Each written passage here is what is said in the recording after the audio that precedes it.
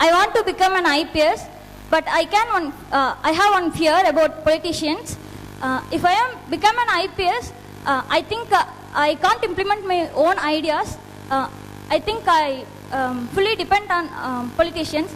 According to your experience, is it real? No, it is not. It is not. Because the IPS is based on law and rules. It is the afraid people who do this. But secure people don't bother about the bad politicians. But the politicians transfer them. Let them be. They are not going into the ocean. They are going into India. They'll be posted in Tamil Nadu. Any part of Tamil Nadu. Any part of Kerala. Any part of Goa. So the worst, when you don't listen to a politician on corruption, let's say, unethical, maximum what can he do? You need to know. What can he do? He'll only transfer you. Let him be.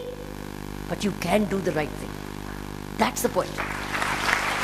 So, it's a good thing you asked. This is where you need career counseling here. That I want to become, but I have this fear. Somebody will clearly tell you, this is baseless. You have the power, you will be trained, you will implement the law, and you have the power to say no to a politician's wrong direction.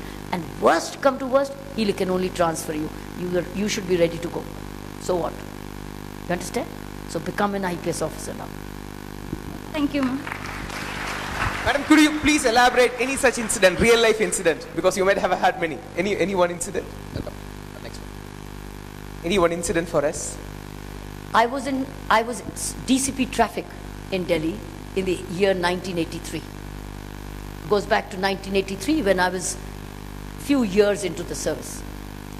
And I was in charge of the entire Delhi traffic management. And my directions to my policemen was, do not spare anybody who's making a traffic violation. And Delhi is full of VIPs, isn't it? Anybody who then in 80s owned a car had to be a VIP, a rich person, connected person, related person, or a bureaucrat, or a politician's son or a daughter, or a relative. But the rule was, do not forgive anybody who's breaking the rules. So my policemen followed the rule. In the beginning, they started to say, "Ye chalan kya hai? Phad ke de denge." They would tear the chalan in the face of the constable. They say, "Tumne kya samjha hai? Tumko pata nahi hai? Kisko jante? I know so and so. I'll get this done." My instructions to my policemen was, you're not going to be rude. You let them behave like this. But remember, nobody's going to listen to them. So my policemen were made secure that their career will be protected. They will be not transferred if they do the right thing. So they started to become very assertive and effective. Many police officers and other people were prosecuted. Not a single challan was cancelled. After a few months, the entire Delhi population came to know that nobody will be forgiven. There will be no discrimination in the law. So they started to follow the rules, including Rajiv Gandhi, who was the member of parliament at that time. He asked his driver to go to the traffic police office and get a parking label to attend the Asian Games because he said he does not want to be prosecuted. It had so much of impact.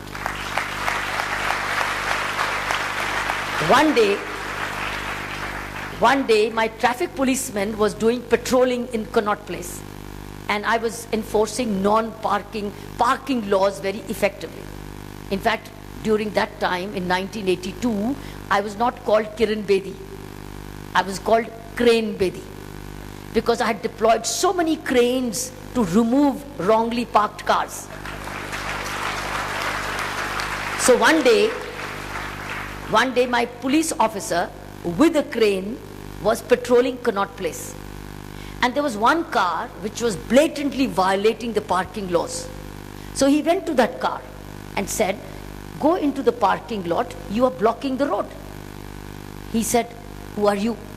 He said, "I'm telling you, could you please go to the parking lot and get your work done, whatever you want, otherwise I will remove this car with this crane." Because the crane would lift it and remove it. It would, you've seen a crane? So it would lift it and tow it away. He said, करके दिखाओ. तुमको पता नहीं मैं कौन हूं, करके दिखाओ. तो उसने कहा तुम कौन हो? बोले ये मिसेस इंदिरा गांधी की गाड़ी है, प्राइम मिनिस्टर की गाड़ी है. बोले अच्छा ठीक, नहीं हटाओगे? बोले नहीं हटाएंगे. He brought the crane, he hooked it and he removed it. The whole press came on that day that Prime Minister's car was towed away and challaned because there were a lot of hangama in the Connaught Place. I got a call as DCP Traffic that your police officer has done that. What do you propose to do? I said, I will reward this officer and the challan will not.